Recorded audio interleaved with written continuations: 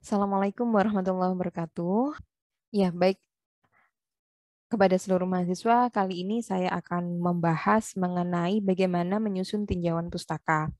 Nah, kita kembali lagi kepada buku panduan ya. Jadi kalau kita lihat bahwa tinjauan pustaka ini memuat uraian sistematik tentang teori dan hasil penelitian sebelumnya yang sangat relevan dengan penelitian yang akan dilakukan dan berasal dari pustaka akhir. Ya, jadi kalau kita lihat di sini berarti adalah teori dan hasil penelitian sebelumnya dan berasal dari pustaka akhir. Kemudian kalau kita baca lagi, tinjauan pustaka ini digunakan sebagai tuntutan untuk memecahkan masalah penelitian serta merumuskan hipotesis. Artinya, biasanya mahasiswa itu kan suka memasukkan apa sih landasan teori. Misalnya yang dipakai adalah teori inflasi. Teori inflasi itu kan banyak sekali. Kemudian mahasiswa memasukkan semua teori inflasi tersebut. Padahal itu tidak ada kaitannya dengan proses dia menyusun hipotesis dan penyusunan model nantinya. Jadi kalau kita perhatikan dari tinjauan pustaka ini difokuskan adalah pada teori dan penelitian sebelumnya yang mendukung kenapa saya menentukan variabel independen X1 sebagai variabel independen untuk variabel dependen saya. Kita memilih X2 sebagai variabel independen untuk variabel dependen saya dan seterusnya. Jadi tidak ada masalah gitu. Semisal ini saya tunjukkan skripsi kakak tingkat Anda yang mendapatkan nilai A. Alhamdulillah saya sudah mendapatkan izin. Jadi kalau kita perhatikan, misalnya ini ya, landasan teori mengenai kompetisi dan derajat kompetisi pasar. Oke, nggak masalah ini disajikan karena memang judulnya dia itu adalah dampak kompetisi bank konvensional dan bank syariah kepada stabilitas perbankan. Artinya dia ingin menekankan apa itu kompetisi. Kompetisi dari perbankan dan apa itu stabilitas karena di dalamnya itu banyak. Jadi kompetisi itu bahkan dia itu harus menghitung dulu indeks kompetisinya. Nah, sehingga itu diperlukan landasan teori untuk kompetisi. Tapi kalau misalnya contohnya adalah dampak inflasi terhadap pertumbuhan ekonomi misalnya, Anda tidak perlu menyebutkan teori inflasi yang misalnya adalah cost push inflation. Berarti itu kan apa yang menyebabkan inflasi. Padahal dalam konteks penelitian Anda sekarang adalah inflasi sebagai variabel independen. Nah, jadi begitu. Kalau dalam kasus penelitian ini misalnya kompetisi ini memang dia harus menghitung dulu. Makanya di landasan teori dia sajikan. Kemudian stabilitas perbankan juga begitu. Dia harus menghitung sendiri dulu. Makanya disajikan juga di dalam tinjauan pustaka. Begitu.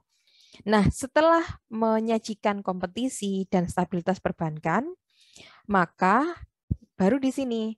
Nah, mungkin mahasiswa biasanya adalah hubungan ya.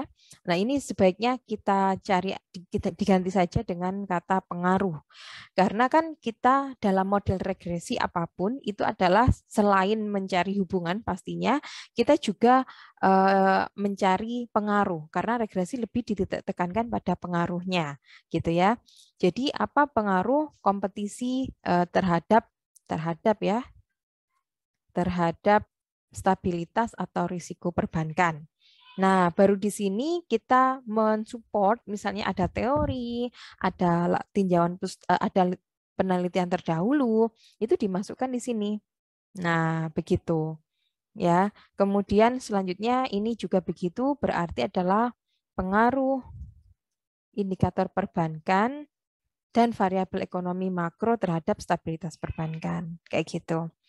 Baru setelah itu penelitian sebelumnya. Nah, penelitian sebelumnya ini Anda jangan menyajikan per satu riset gitu ya. Nanti akan sangat banyak sekali kalau Anda sajikan per satu riset.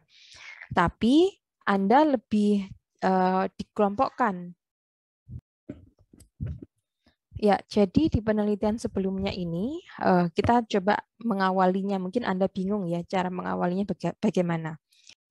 Nah, kita kembali ke draft monitoring yang di mata kuliah Medpen ya. Anda kan sudah diminta untuk membuat katalog artikel ilmiah semacam ini. Dari autor, tahun, publikasi jurnal, tujuannya apa, metodologinya apa, key finding-nya apa, time frame, country atau unit analysis, dan seterusnya. Ini ada maknanya. Jadi, fungsinya adalah untuk mengelompokkan, misalnya autor. Ada misalnya satu autor yang sama, dia menulis beberapa artikel misalnya begitu.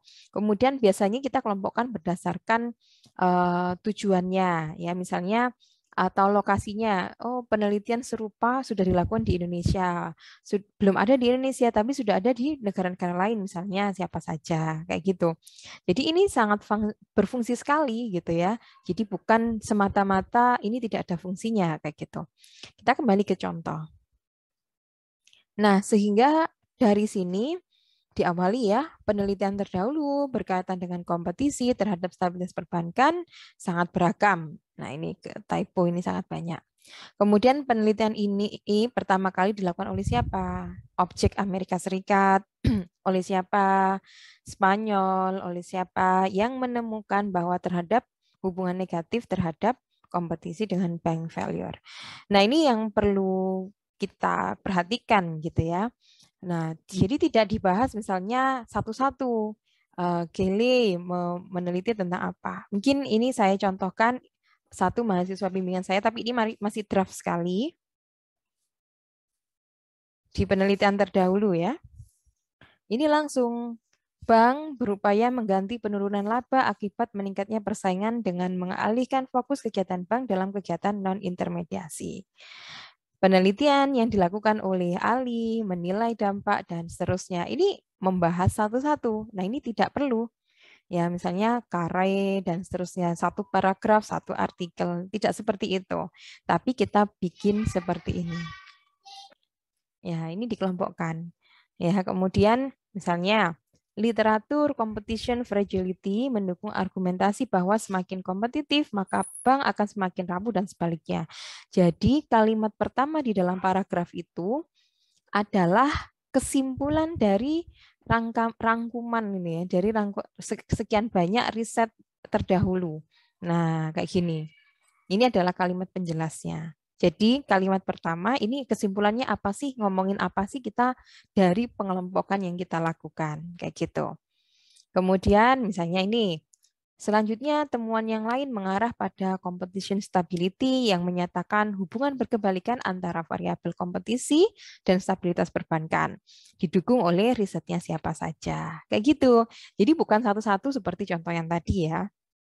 Oke, kemudian nah, baru di akhir itu kita buat sebuah closing statement bahwa berdasarkan penelitian sebelumnya, hubungan kompetisi terhadap stabilitas perbankan sangat bervariasi, ya, competition, fragility dan seterusnya. Nah, di sini Anda tekankan apa kira-kira gap dari riset sebelumnya. Kemudian apa kontribusi dari riset yang akan Anda lakukan atau yang sedang Anda lakukan terhadap existing literatur kayak gitu. Nah, jadi nyambung antara landasan teori penelitian sebelumnya itu fungsinya adalah untuk menyusun hipotesis penelitian, ya. Jadi berdasarkan kondisi di atas, ya latar belakang, landasan teori, penelitian terdahulu, maka dirumuskan seperti ini. Nah, mungkin ini debatable, tapi saya sarankan dari beberapa hasil diskusi kita sampaikan saja bahwa diduga kompetisi memiliki pengaruh. Pengaruh saja tidak perlu dispesifikkan positif negatifnya gitu. Karena di dalam regresi kan kita memang untuk menguji signifikan tidaknya dengan t-test ataupun dengan f-test itu hanya pengaruhnya saja, tidak melihat positif negatifnya gitu ya. Jadi ini dihapus, tidak ada positif negatifnya. Kemudian kalau kita perhatikan, ini kan memiliki pengaruh terhadap resiko BPR dan BPRS. Ini kan pengulangan kata yang terlalu banyak. Jadi lebih baik dibuat paragraf aja bahwa kompetisi, konsentrasi, ukuran bank, rasio modal, rasio pinjaman, dan variabel independen lain dituliskan satu-satu memiliki pengaruh terhadap diduga memiliki pengaruh terhadap risiko BPR dan BPRS. Jadi seperti itu mahasiswa semuanya bahwa dalam menyusun landasan teori itu atau dalam menyusun tinjauan pustaka itu adalah landasan teori dan juga penelitian sebelumnya yang mendukung kita dalam menyusun hipotesis.